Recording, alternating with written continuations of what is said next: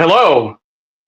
Thank you for joining us for another edition of Sree's Sunday New York Times Read Along. My name is Neil Parekh. I'll be the guest host today. We're focusing on a special section in today's paper, Trump's War on Immigration.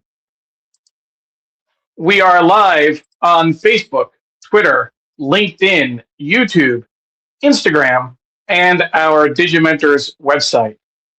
Please like, comment, share, retweet, do all the things you do so that people will find today's show. Want to particularly thank everyone watching on replay. We know that you're most likely going to see the opening of the show. It takes a few minutes for people to come on, and our apologies for folks who are just joining the live show, just a few minutes behind schedule, but we will have a really, really good show today. Want to make sure that everyone watching knows that we have two special features. The first is this special report, Trump's War on Immigration, the first year in the president's quest turned towns and cities into battlegrounds. You can download the PDF from our website. You can go to tinyurl.com/war on immigration to get the PDF. We're going to have a discussion on civil rights and Trump's comments in particular in a recent New York Times interview. As an excerpt, President Trump's comments were a blunt distillation of his administration's racial politics, which rest on the belief that white people have become the real victims of discrimination in America. We have a gift link on our website. Go to tinyurl.com, War on Civil Rights. Thank you again for joining us. We're looking forward to a great show. We have a couple of people we want to say hi to who are joining. Paula Kiger is watching from Tallahassee, Florida. Paula, thank you so much for watching. Also in Florida is my mom, Sudha Parekh, watching from Tampa. Thank you, Mom. Always good to have you on the show. Oh, wait, I forgot to. Hi, Mom! It's my weekly hi, Mom. For folks who are regular viewers, we can have a little fun on the show too, right? Especially when there's a lot of serious business at hand. Jonathan Borstein is watching from the East Village, where it's wet and cold. Yes, Jonathan, here in DC, we were expecting anywhere from a coating to an inch to 1 to 3 inches, maybe throughout the day. Looks like we haven't gotten anything yet, and I don't know that we will, frankly. Ken Fisher says, good morning from an Arctic, Iowa. I take it that means it's cold. Ken, give us a weather report. How cold is it? We would like to know. We will empathize with you. Pradnya Haldapur, who lives relatively close to me in Silver Spring, Maryland, it says, good morning, friends, here in Silver Spring, where ICE is hanging out in front of schools trying to catch parents as they drop off their kids. We will get into all of that, but Pradnya, I didn't realize that ICE was in Silver Spring. If you are in a city where ICE is actively engaging in these kinds of activities, let us know in the comments. Doug Levy is watching from the San Francisco Bay Area. Thank you, Doug. Always great to have you on the show. As I want to make sure that we give a shout out to our sponsors, Muck Rack and Graphic History Company. Thank you so much for your support. Let's take Doug's comment off. Thank you so much for your support of the show. We really appreciate it. We also want to mention that the show is produced by Digimentors, the consulting firm that Sree started several years ago with his very good friend Andrew Lee. I am proud to be a vice president of events and communications for Digimentors. This is one of the projects that we do, one of our weekly show, of course. And we always want to make sure that if you do need any help with digital marketing, events and digital programs, strategic communications, reach out. We'd be happy to work with you. For folks just joining, I will be guest hosting today. And I will say that I wasn't sure that we would do a show this weekend. Martin Luther King weekend, it's a holiday for some, it's a day on for others. And in the past, we've made it a point to have special guests who can speak to, civil rights and related issues. Uh, I was kind of on the fence. I wasn't sure if I would do the show, but Wayne Camadoy, art director for the New York Times, sent me this special section, this war on immigration, earlier in the week, and said, this is going to be in Sunday's paper. If you do a show, great. If you don't, feel free to share with your audience. And once I saw that, I knew that we have to have a conversation about it, and we wanted to put some focus on it. So again, if you're just joining us, you can get the PDF from our website. Go to tinyurl.com/war on immigration, and then scroll down to where you can find the PDF. We will be covering that special section. There are other articles in the paper as well. The other big news from yesterday is that President Trump is imposing tariffs on our European allies unless they let him take Greenland, which is just bonkers. I couldn't believe it when I read the news. Those tariffs are at 10%. I think they start February 1st. They'll go up to 25% in June if a deal isn't done by then. It just is beyond me how this is happening. But we will take a look at all of the news and all of the sections, and we'll work through all of it. Our friend Tim Fielder is watching on YouTube. Tim, thank you so much.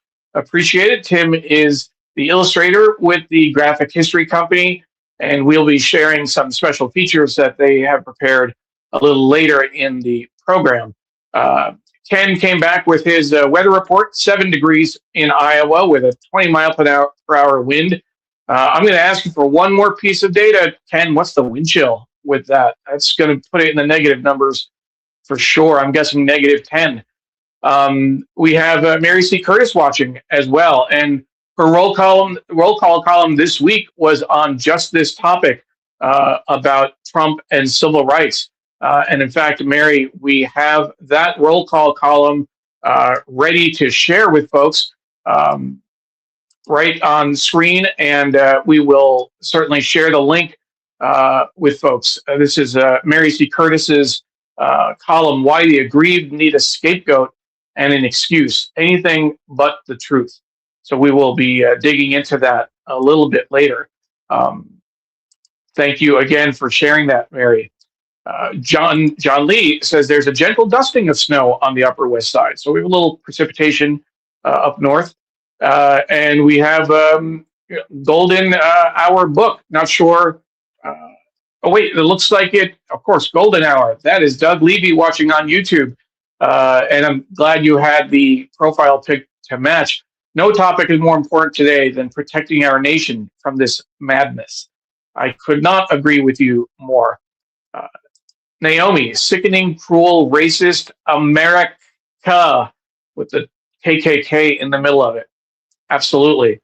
Pradnya Haldapur, glad you decided to do the show. Not only is this a critical topic, but honestly, I needed this safe space for rational community right now.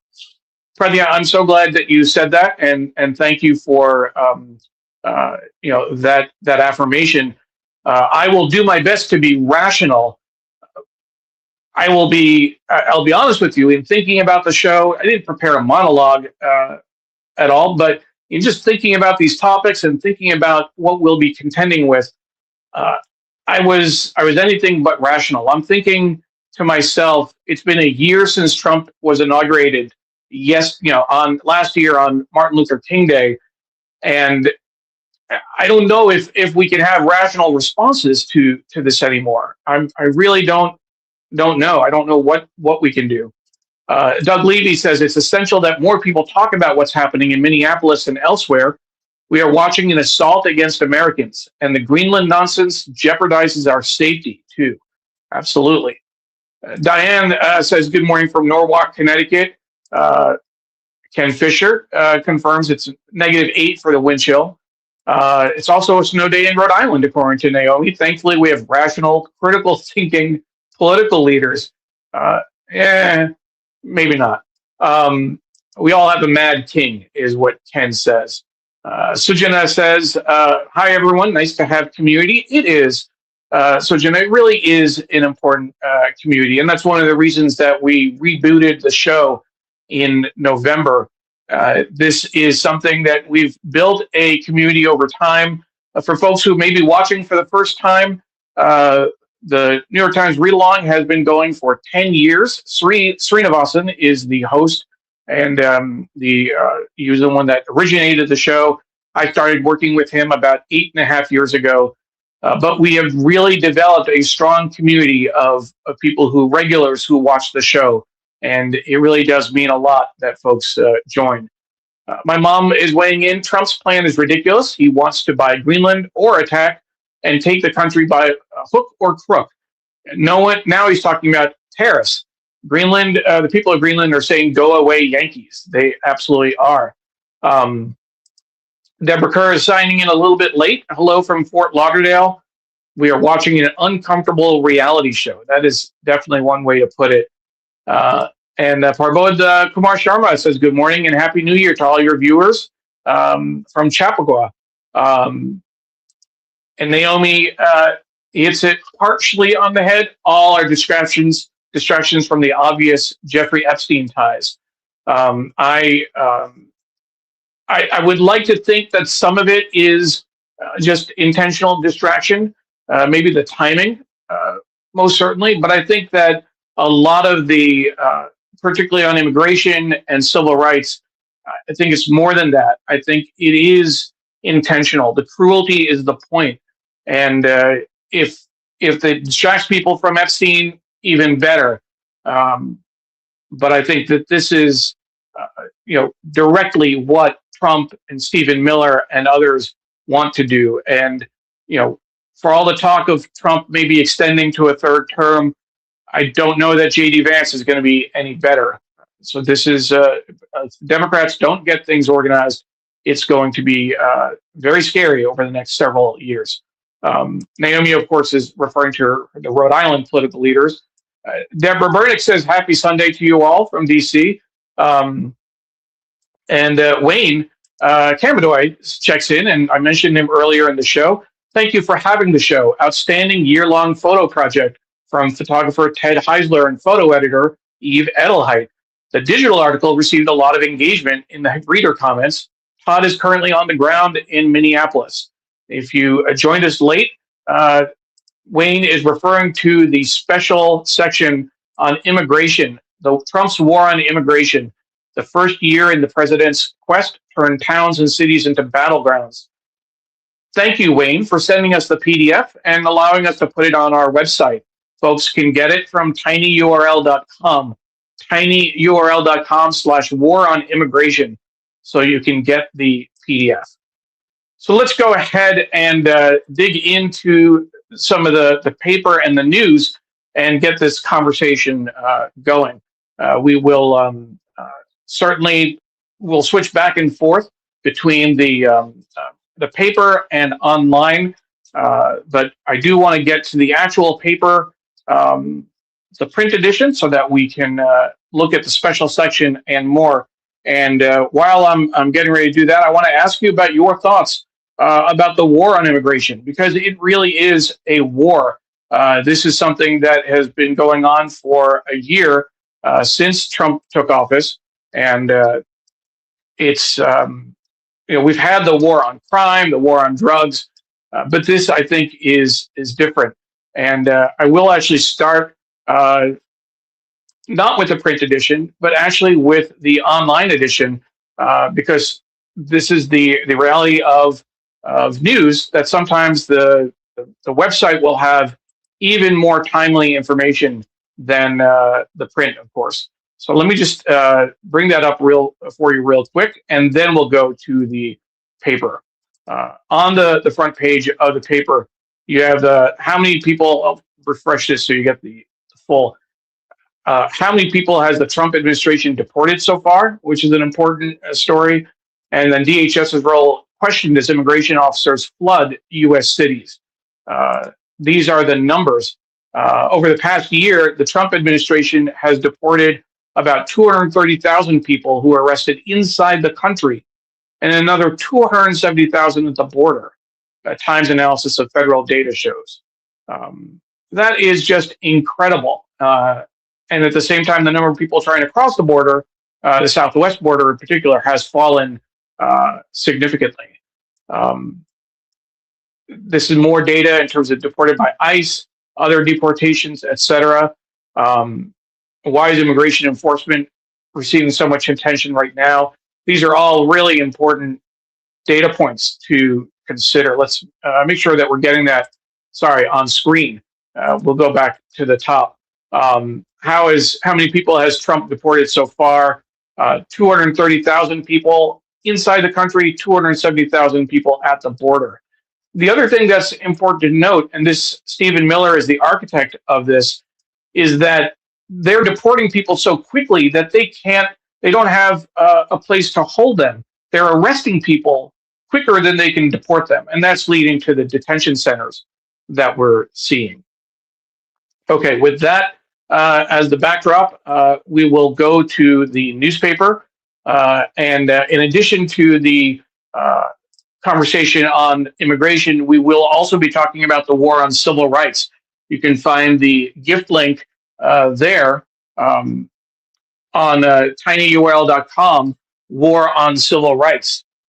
Tinyurl.com, War on Civil Rights. So go ahead and get that gift link, get the PDF to the special report, and we will have that discussion. We will take a look at the great work that was done over the last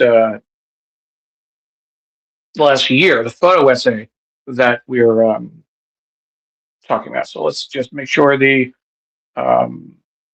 camera is good. All right. And we will get started. There we go.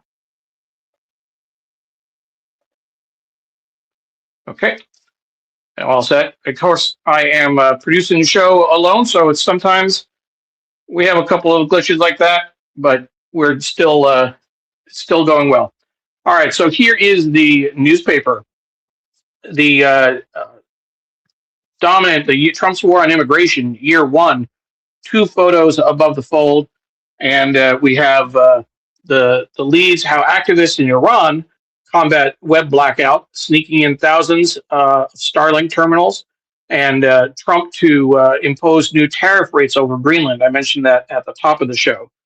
Another Minnesota story: 2 stark views about a victim, a rural-urban divide reflected at a bar. Below the fold on the bottom right, an oddly formal catchphrase spells out a need: obedience. And this is the phrase, "Thank you for your attention to this matter," how Donald Trump closes his calls to action. Reality check on weight loss drugs. You may need one forever. Once they stop, many users regain pounds. The reefers on the bottom, new era on the battlefield. This is about Russians and whether comparatively inexpensive drones have made their military's long-standing approach to war obsolete. People lose their lives in reference to Gaza and Doctors Without Borders. Tenants forced to bundle up in New York because of the heat. Some sports stories, predictions of a deluge in terms of the next storm to hit New York. Some Sunday Styles articles, and then Arts and Leisure. Jodie Foster, fluently. This is an article about a private life. About Jodie Foster takes on the first solo lead role in which she speaks French, and that article was written by a former guest on the show, Elaine Ciolino, who is based in Paris. So that is that'll be worth noting. That's the front page. Here's the Trump's war on immigration, this special section, and I'm going to show you just what it looks like. We will take a closer look, but I love the fact that the cover, this is obviously hard to do single-handed, but the cover is a very nice full photo that spreads across the front and the back. But it certainly works as a cover page if you're only looking at the regular size vertical shot for the paper full page.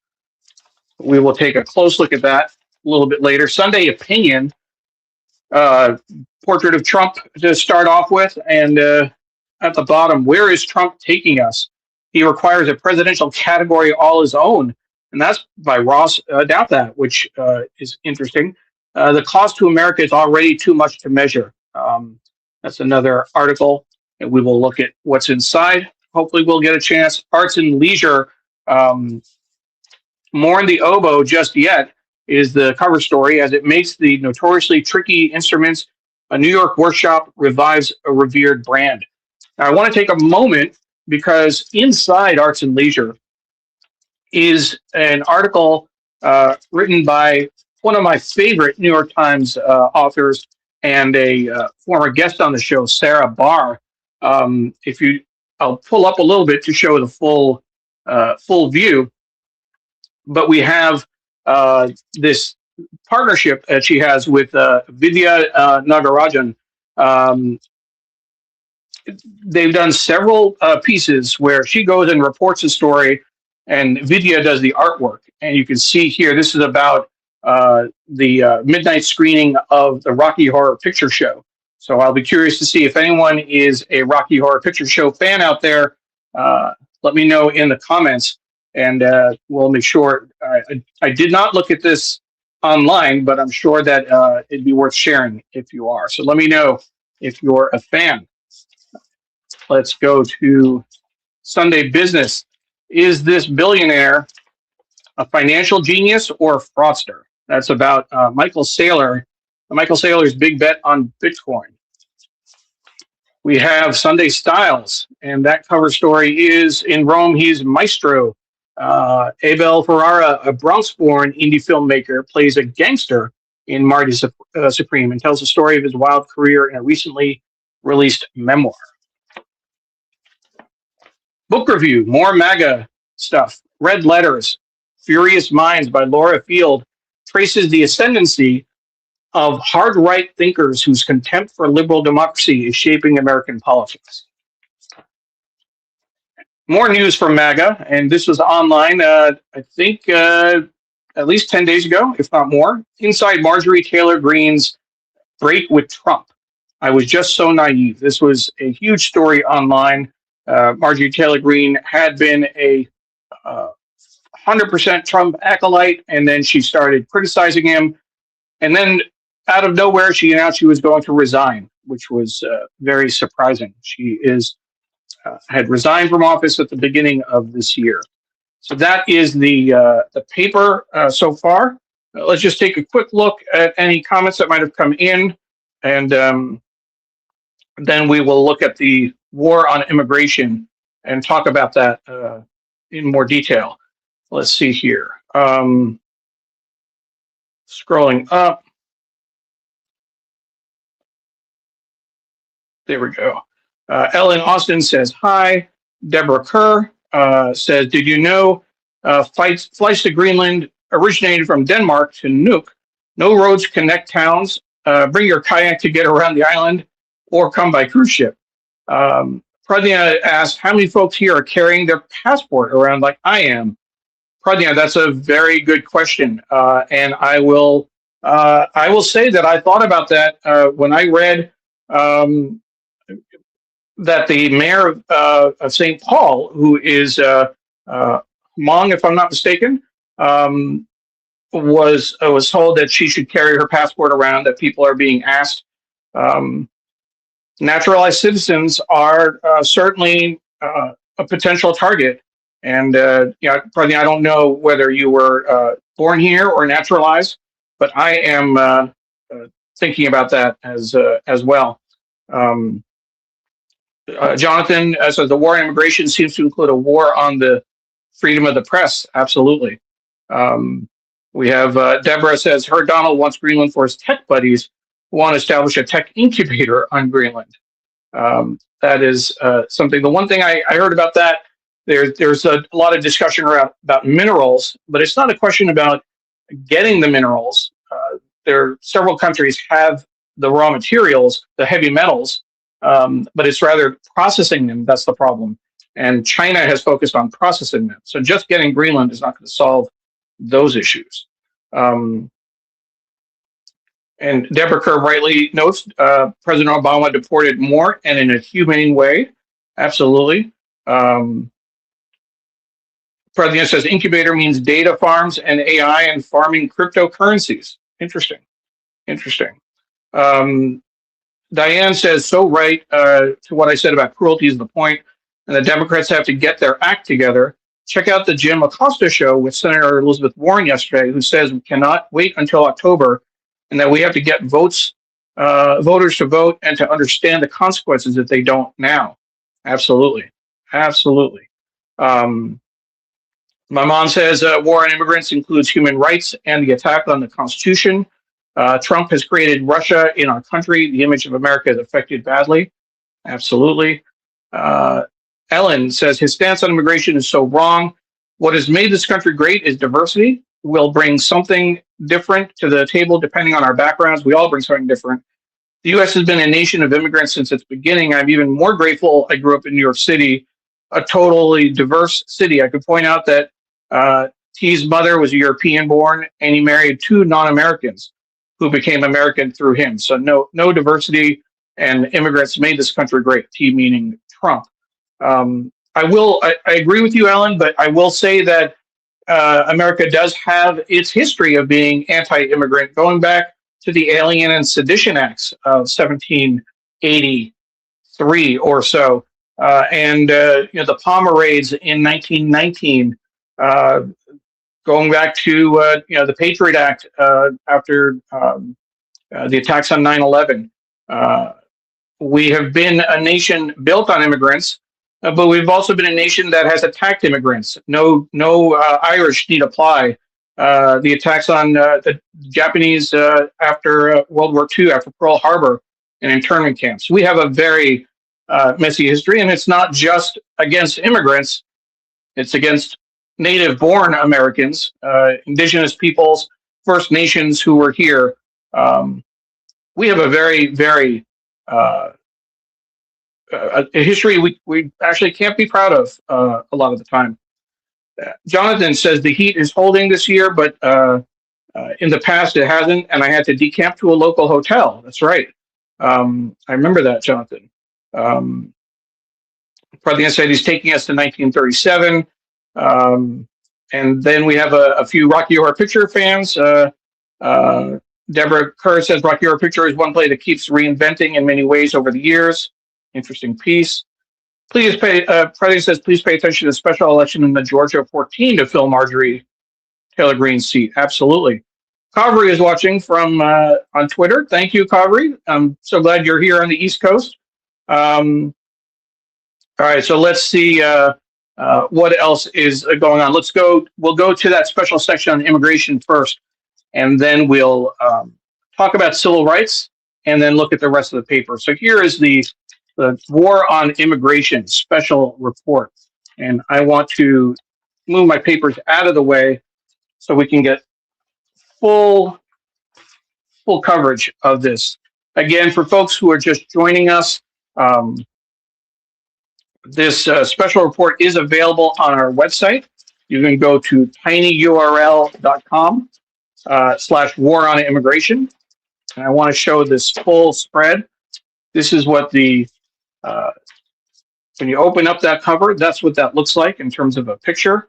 The text up here, Trump's war on immigration, the first year in the president's quest turned towns and cities into battlegrounds. And this is the spread. So let's take a look at inside. This is a photo essay with incredible photographer Todd Heisler.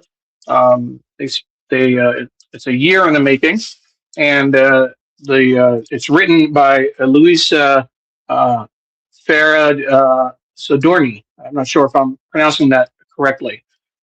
So let's take a close look at this. This first picture is in New Mexico, a man detained in Sunland Park by a Border Patrol agent who called the crackdown a breath of fresh air. That's what you see in the patrol car, in the back of the patrol car. And actually, the door's open. That's the agent speaking to him. This picture is from New York. The absence of migrants is evident in places like this factory in Cato, raided in September. So that looks like um, the waiting area where you'd hang jackets and stuff. The factory's inside there. This image, Georgia, preparing sneakers to send a pair of brothers deported to El Salvador after growing up in the United States. That's a representative of the loss that people are feeling. New York, federal agents began showing up at immigration courthouses to arrest migrants appearing for hearings. And that's an image of an Asian in a full gator mask, which is the another thing that I can't believe with all this. I was all for masking during COVID, and that was a huge point, a touch point for folks where most conservatives and maybe some very far liberals on the other side were against masking and didn't want it imposed. But now these ICE and Border Patrol agents are masking all the time. You have people wearing masks, wearing uniforms, and snatching people off the street. In Texas, this is a smaller picture. Quiet descended on the streets of El Paso, since once teeming with recent border crossers sleeping in the streets. Mexico, keepsakes left behind at a shelter in Ciudad Juarez, that the strain on border cities has eased this past year. That's that picture. Again, it's a little harder to see. This is a nice, big dominant picture. Again, if you look at the full spread, you can see that over here. And this is Illinois.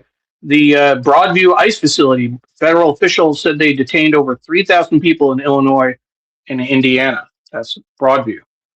Up here on the top left, Florida, processing detainees in Miramar. A third of those in custody had no criminal record. No criminal record. Why were they detained? Visa issues? Maybe. That's also, I think that's the nickname is Alligator Alcatraz, if I'm not mistaken. Here's a picture from Mexico. The Border Patrol apprehended an average of 258 people in October, the least since the 70s. That's the border with Mexico. Here, this bottom picture on the bottom of the page on the left, at Lower Manhattan's 26 Federal Plaza, courtrooms became an out-of-view epicenter of deportations. And Maria Parekh leaves a chair empty for her husband, who was deported to Mexico. Again, taking a broad view, this is a nice piece here. When Mahmoud Khalil was detained in March over his opposition to the Gaza war, his wife, Dr. Noor Abdallah, used his prayer rug. Illinois, officials at the ICE facility in suburban Broadview, protesters are met with smoke bombs and tackled. Over here, Illinois, Chicagoans pushed back, gathering at the Broadview facility in clash with agents. Now, clearly, this piece was a long time in the making. The events in Minnesota were, could not have been fully predicted. Maybe you could assume that kind of thing would happen. Protesters like the one above foiled a second ICE raid on Canal Street in Lower Manhattan. You can just make out the protester there on the ground. New York, the Brooklyn street where a Guatemalan man was picked up by ICE agents looking for someone else. and Elian David Rendon at a detention facility in Newark, visiting his father, who was later deported. And that must be Elian over there. And that's the back page.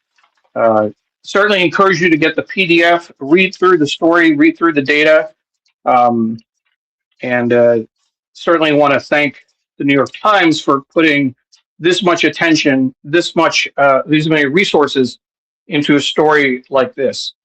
Again, as a reminder, you can get the PDF of that special report from our website. Go to tinyurl.com, War on Immigration.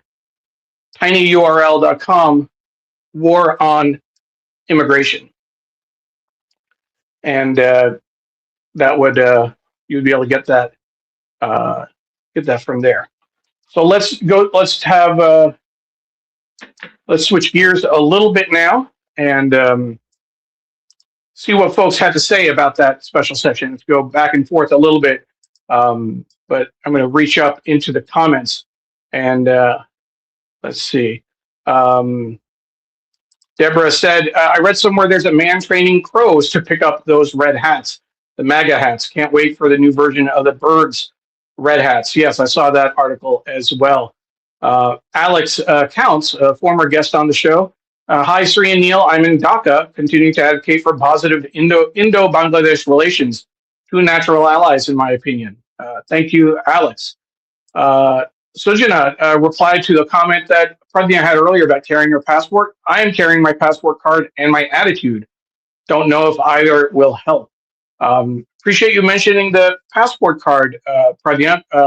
When I got my passport as well, there's both the blue book passport and the little card. It almost looks like a license. You can use that card to cross the land border, but you can't use it to get on an airplane, as I found out, much to my chagrin, a few years ago. But it does fit in your wallet and is easier to carry. I probably would have forgotten I had it if I needed it. So thank you for the reminder. President says, I am naturalized, and while being deported back to India would not be the worst thing. It's not something I want to experience. Absolutely, Pradnya. My point earlier, and obviously a lot of folks in our audience, in my family, my mom in particular, naturalized citizens, no issue around that in terms of the difference between naturalized or native born. My only concern is how this expands from, where immigration status becomes less and less an issue as a pretense for detaining someone and deporting them. Naturalized citizens tomorrow, native-born citizens the day after, based on their views or what they might say. In thinking about this show and in engaging with a few people, I know that talking about Trump, talking about immigration might be, now, I don't have any, might be an issue. I don't have any, kind of delusions of grandeur that this show necessarily is on the radar of anyone that matters in law enforcement. It's on the radar for people who matter in my life, in our read-along community, and that is enough for me. But is that something in terms of putting it out on socials, putting it out on our website, talking about the war and immigration?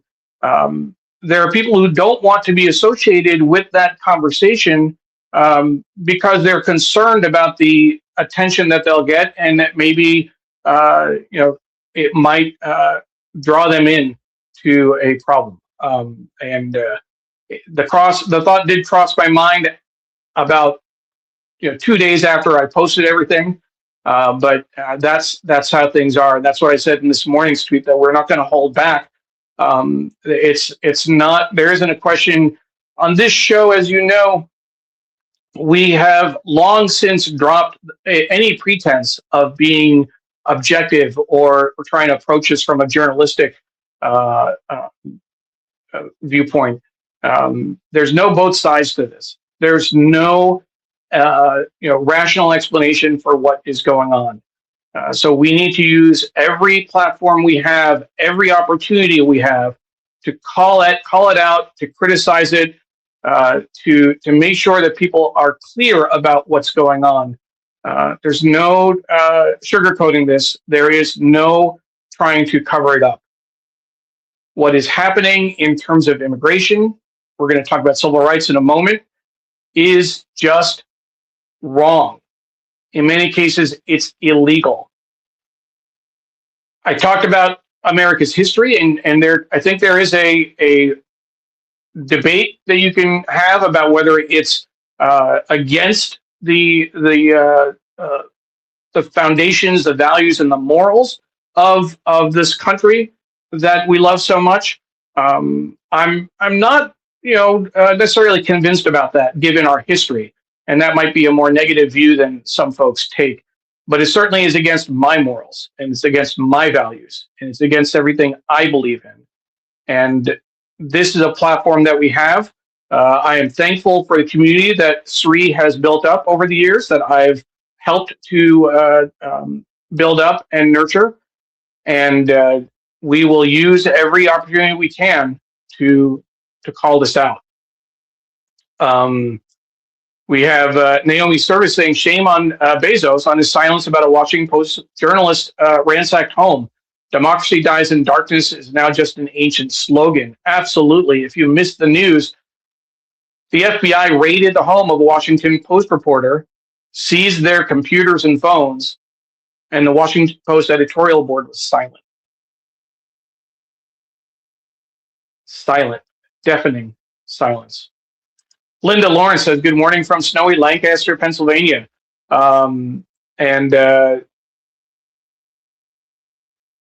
Someone, Mr. Good Citizen, watching on YouTube Shorts. So they're raising this question: who don't know who's truly native to any continent? If you want to argue that, yes, migration patterns going back tens of thousands of years.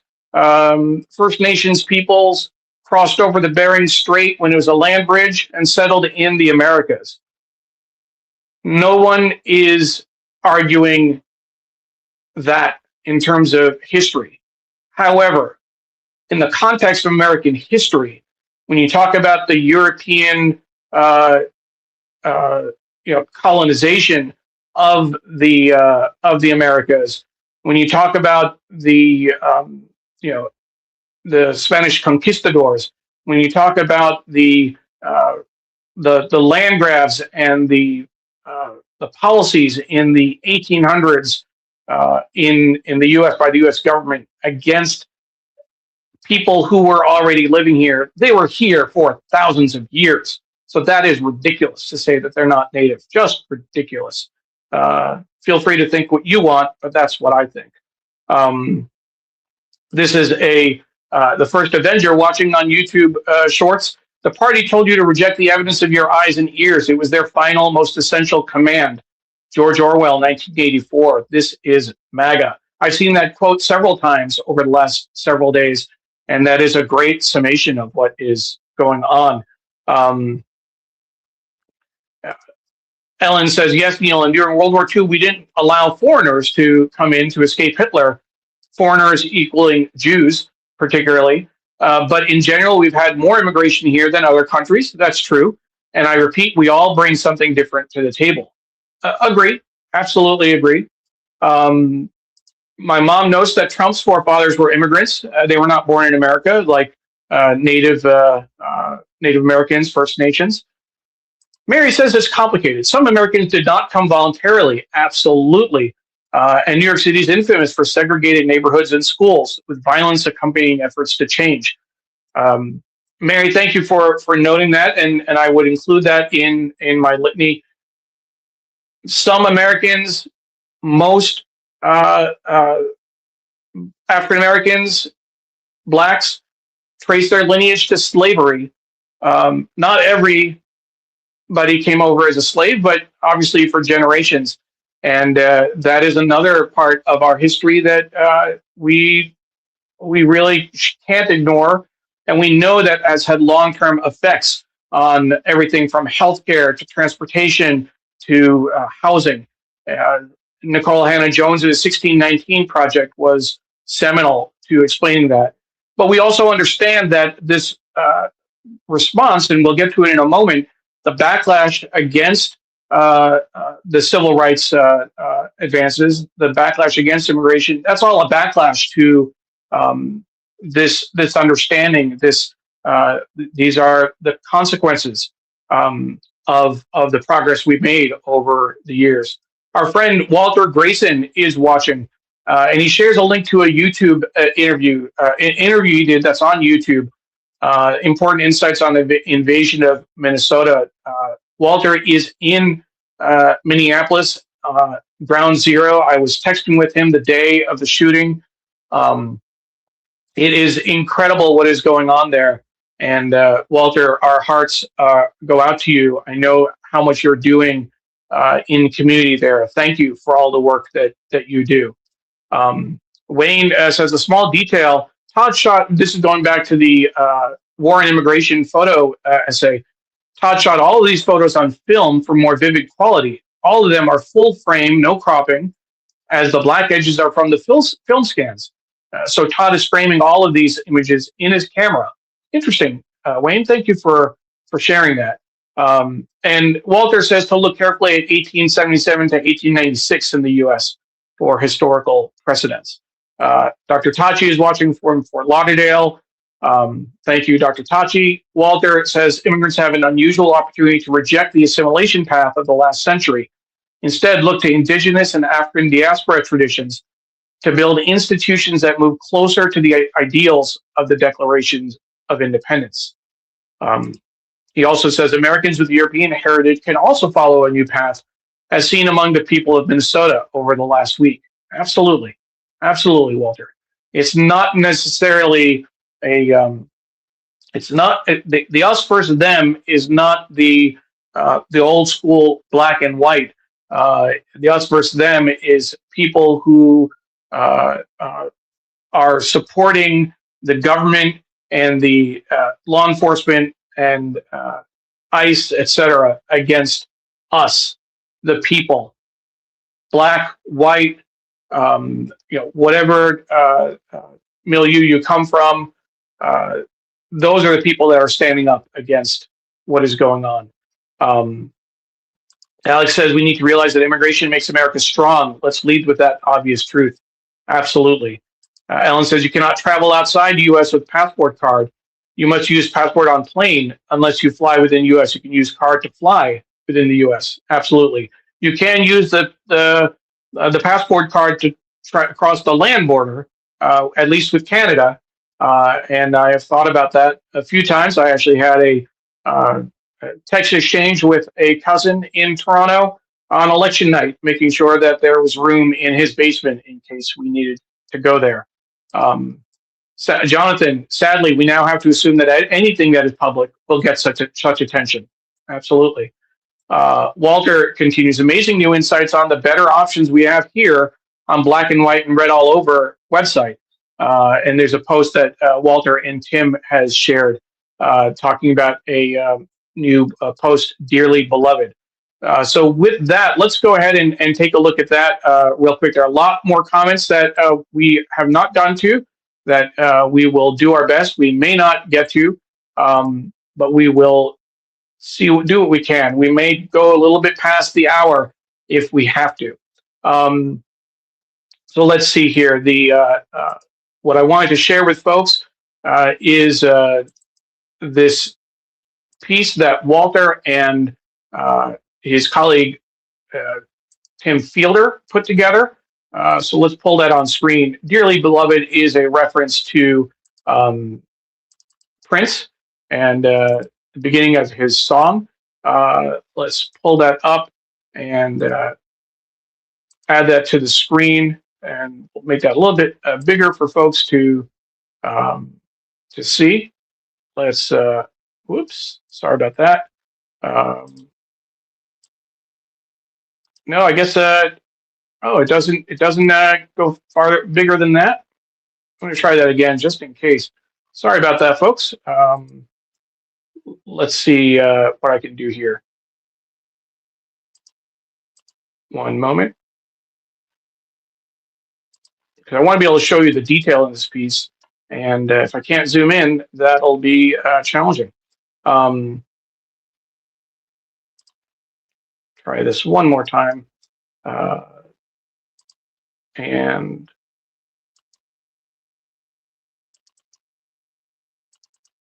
maybe when I open it in the window, it's not going to let me. We'll try this, see what happens, and then see if I can zoom in. There we go. That's what I want to. So this piece, Dearly Beloved, this image of Prince, of course, from Minneapolis. The text at the bottom, from his song, Dearly Beloved, we have gathered here today to get through this thing called life. Electric word life, it means forever, and that's a mighty long time, but I'm here to tell you there's something else. The afterworld, a world of never-ending happiness.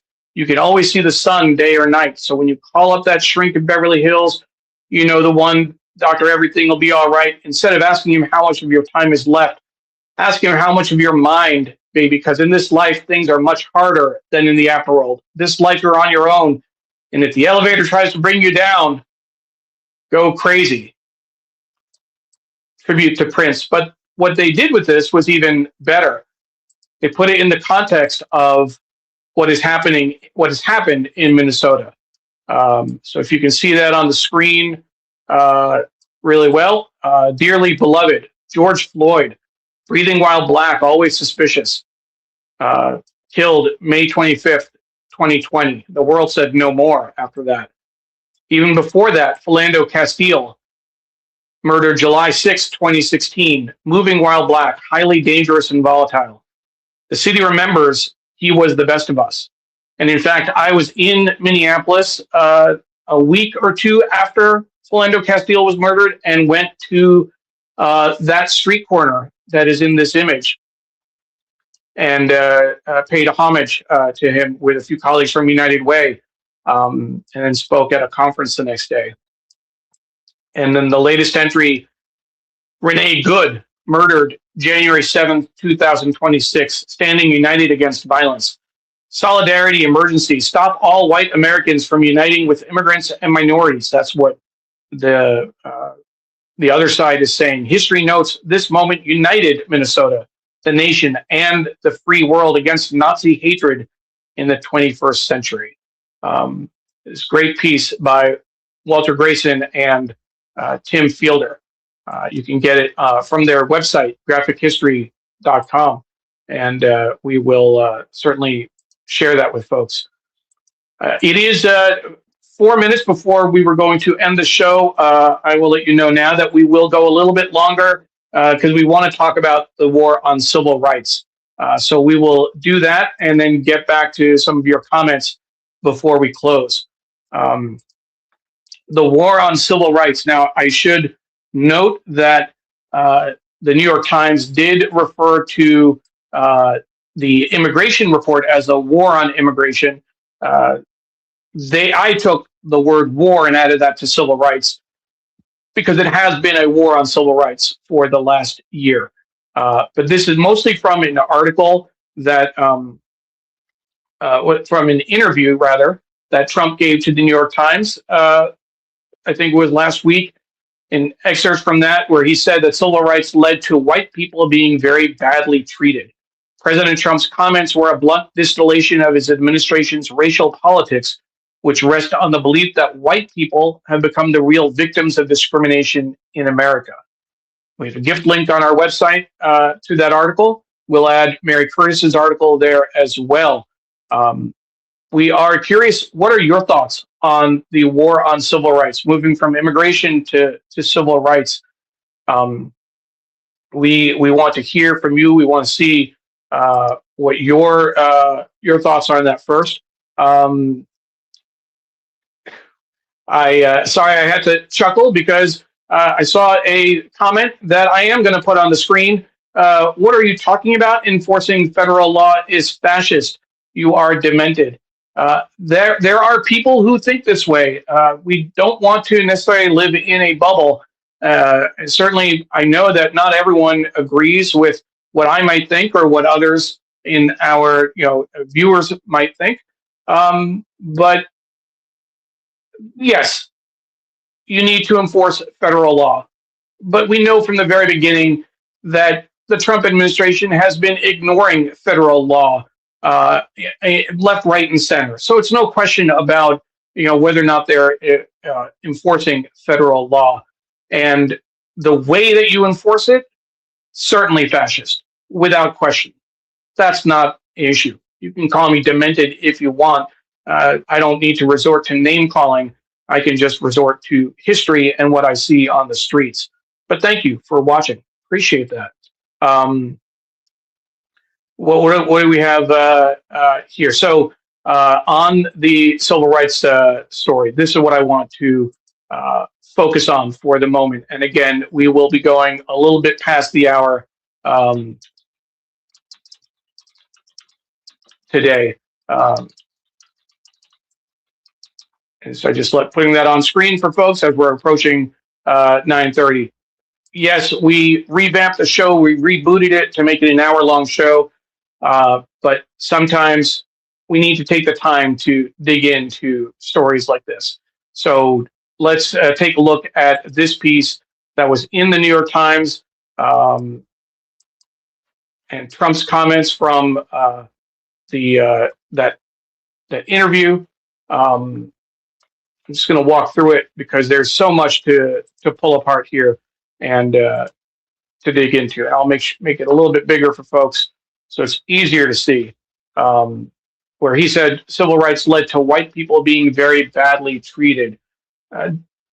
There's nothing in this article. There's nothing in the work in what Trump has said on this issue from the beginning that has any connection to reality. It has no connection to history that we've seen.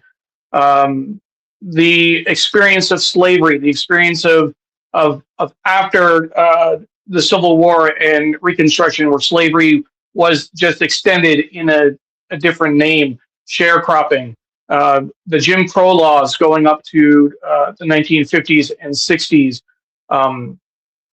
the beatings that people took, the violence, the attack dogs and the police. White people were being very badly treated because of civil rights for the gains in the last 60 years or so.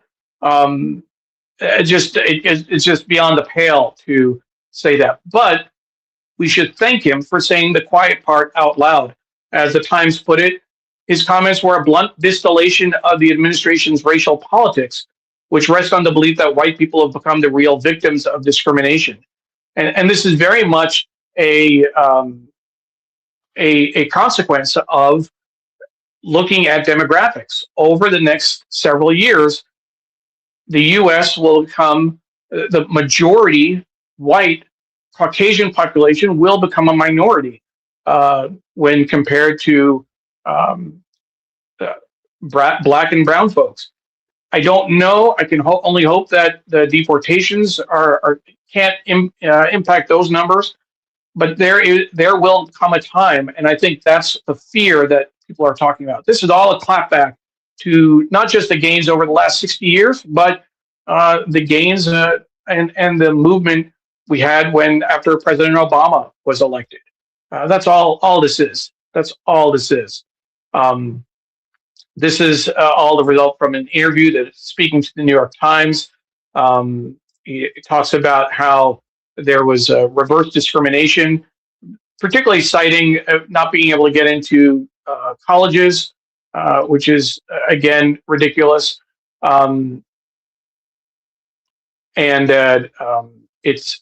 He harnessed, they say that in 2016, during his campaign for president, he harnessed a political backlash to the Black Lives Matter and other protests, saying there is a definite anti-white feeling in this country. And he joined his base in denouncing what he deemed to be woke policies. But it wasn't just a backlash to Black Lives Matter and protest. It was a backlash to the progress over the last 60 years. It's a much longer term process. He's claimed that eradicating policies that promote diversity would shepherd a merit-based society. We've never had a merit-based society. We've had a white-dominated society where whites could get mortgages and whites could get loans and get houses in certain neighborhoods. That's not a merit-based society. When they talk about going back, make America great again, going back to the 50s, that's the type of world they want to take us back to. They have a quote from the leader of the NAACP. There's no evidence that white men were discriminated against as a result of the Civil Rights Movement, the Civil Rights Act, and efforts to rectify the long history, the hundreds of years of history of this country denying access to people based on race in every measurable category. And within hours of taking office, Trump ordered the dismantling of the diversity, equity, and inclusion offices across the board that were responsible for addressing systemic discrimination against minorities in women.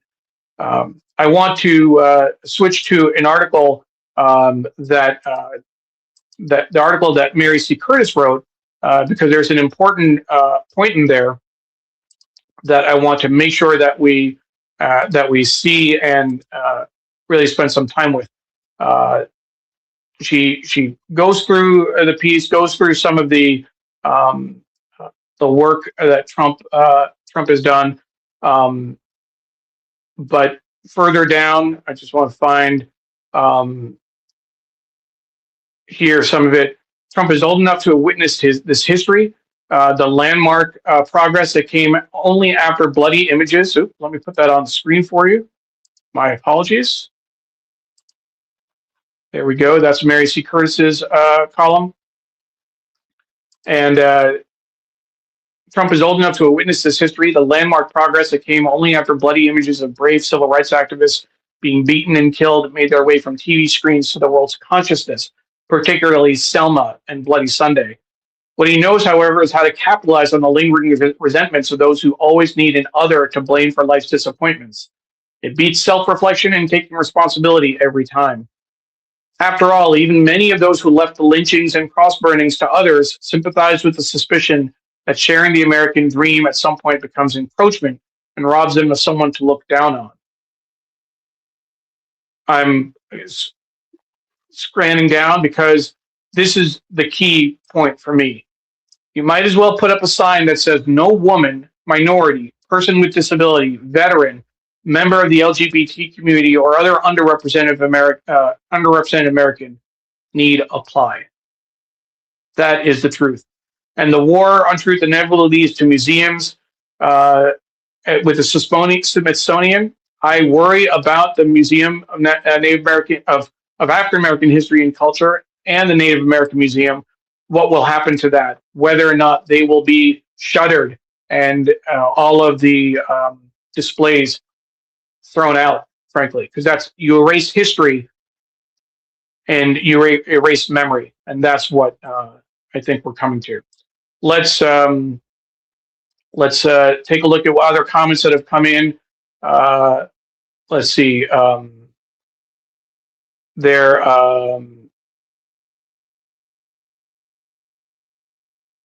we go. Just catching up because there are a lot of comments to cover. So as I mentioned, we will be going a little bit past the hour. Thank you for sticking with us and staying with the show.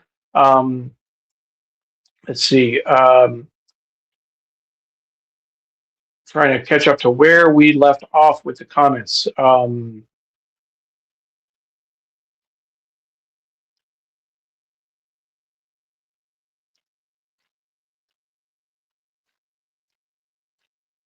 Sorry for the silence. Okay, here. Walter said that. Okay, so Rahadian said, good morning from Long Island. Rahadian, thank you for joining us. For those who may have joined us late, of course, after we finish the show, you'll be able to watch the show from the beginning on Facebook, on Twitter, on LinkedIn, on YouTube, and on our Digimentors website. So please, I encourage you to do that. Deborah says, great conversation. Neil, thank you.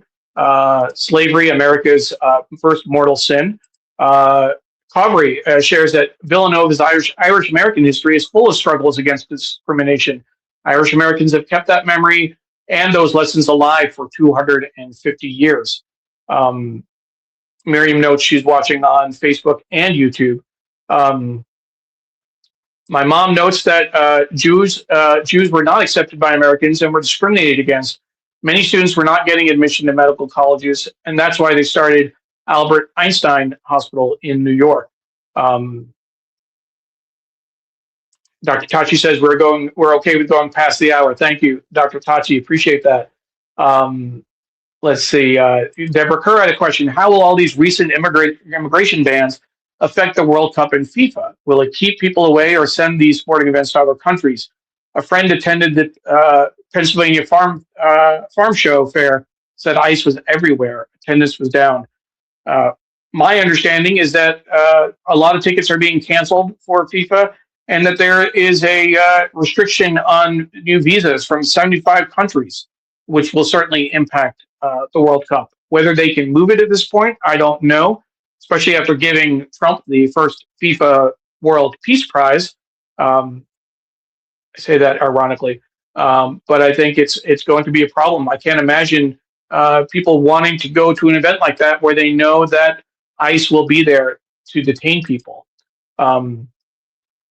Let's see. President says immigration and civil rights are inextricably linked. Absolutely. And Jonathan says you're approaching it wrong. It's an hour when you say the show is over. Let's stop the clocks. Doesn't matter what time it is. We're just going to talk for a bit. Thank you, Jonathan. Appreciate that. Let's see.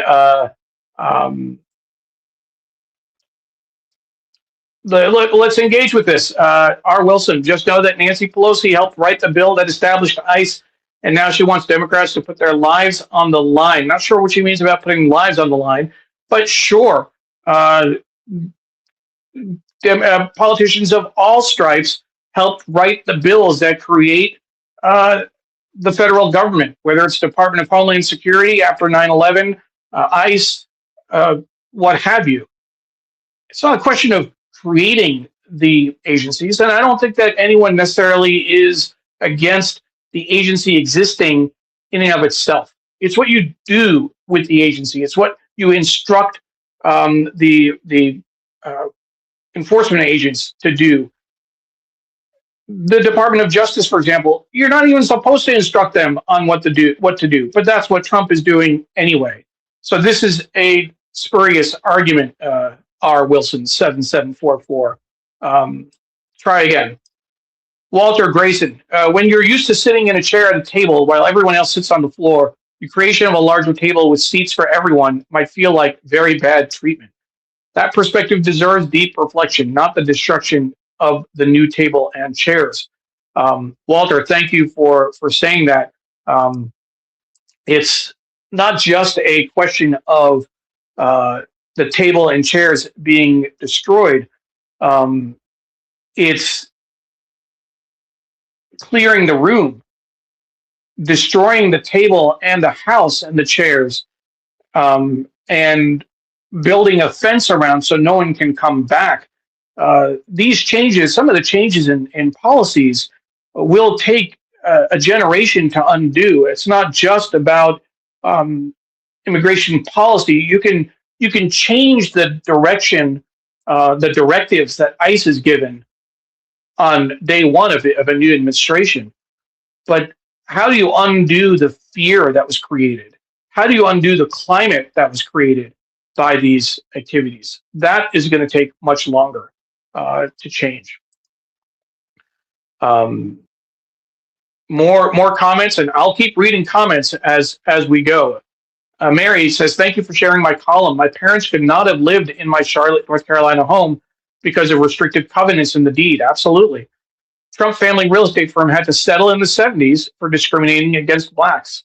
Not long ago. Absolutely, Mary. Absolutely. Donald, Deborah Kerr, Donald and his handlers simply spew out these comments hoping something sticks, like throwing spaghetti to a wall. Yes, he's speaking to his base, which is illiterate and afraid of color. Absolutely. I want to also share an image, if you didn't see it, of Christy Nome speaking at a podium recently.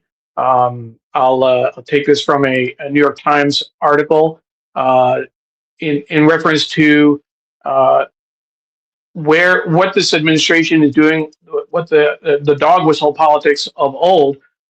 Let's if you didn't see this image,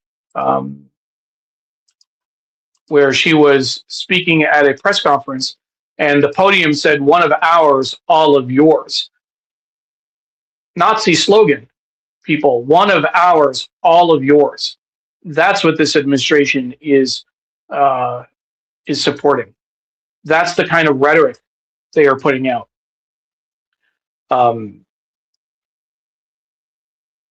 Let's see, where are we in terms of comments? One of the most engaging shows we've had in a while. Thank you to everyone who is contributing. This is a group effort, folks. This is a group effort. It's really awful how white people have been forced to hold the majority of wealth and political power in this country. What a burden to them. So difficult. And again, we should note, it's not all white people. It's not everybody, and there's no good and 100% good, 100% bad on either side of these equations. But in general, for Trump and others to say that white people have been treated badly, just no. Deborah says, as a final comment, it's truly sad in this year to celebrate America's 250 years of independence.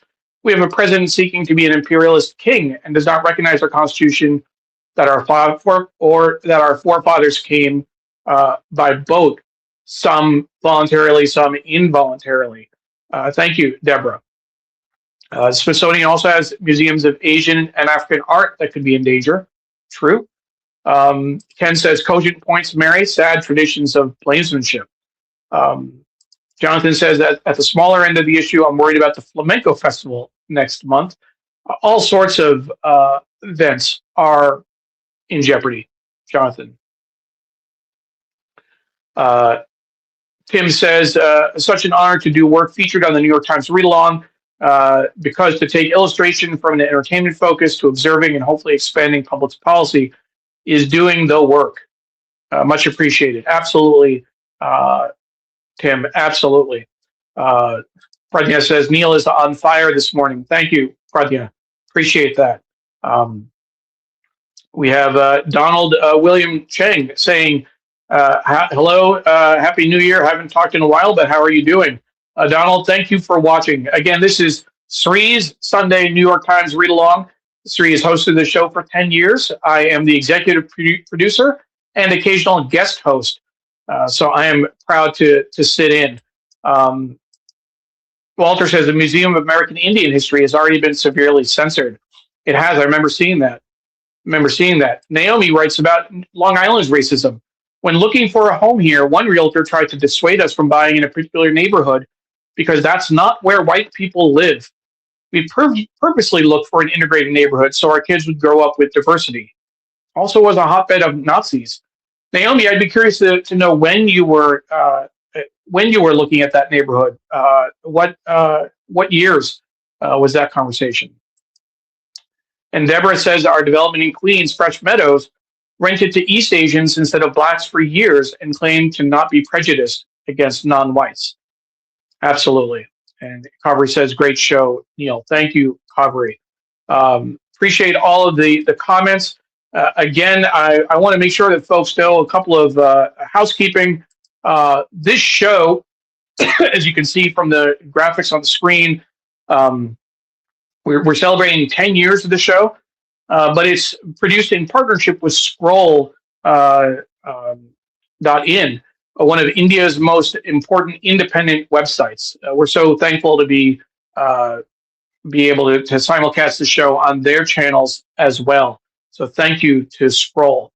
And again, we are live almost every Sunday, 8:30 a.m. Eastern Time on Facebook, Twitter, LinkedIn, YouTube, Instagram, and our Digimentors website. Um, and we hope that you will enjoy the show. Watch it on repeat. If you came late, again, you can watch the show at the from the very beginning on Facebook, Twitter, LinkedIn, YouTube, and our Digimentors website.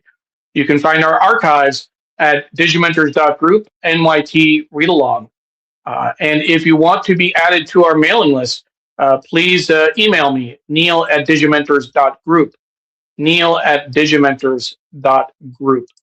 Uh, Thank you again, everyone, for joining us. Uh, I am proud of the work that we do. I'm proud that we have an opportunity to share these thoughts with you. And when necessary, we will share these types of editorial comments, particularly when we have the space and the time and the content that supports it. Every week, there's something else to talk about. This week in particular was fairly strong. So thank you for uh, being here this weekend, this Sunday. Naomi says that that story about Long Island was from 1983. Um, they landed in Greenlawn, where my son was once asked by a substitute bus driver, "Are you sure you're on the right bus?" Because he's one of few white kids. Thank you, Naomi, for that perspective. Again, you can get the PDF of the War on Immigration from our website. Go to tinyurl.com/war on immigration to get the PDF to see what the layout looks like. You can also get a gift link to the article about Trump's comments on civil rights, where he says that white people were very badly treated. You can get that gift link by going to tinyurl.com, War on Civil Rights. Um, on a separate note, I want to make sure folks know about the other show that I produce, Shining Light on Shadows, a candid conversation about mental health. Last Thursday, we had a community check-in.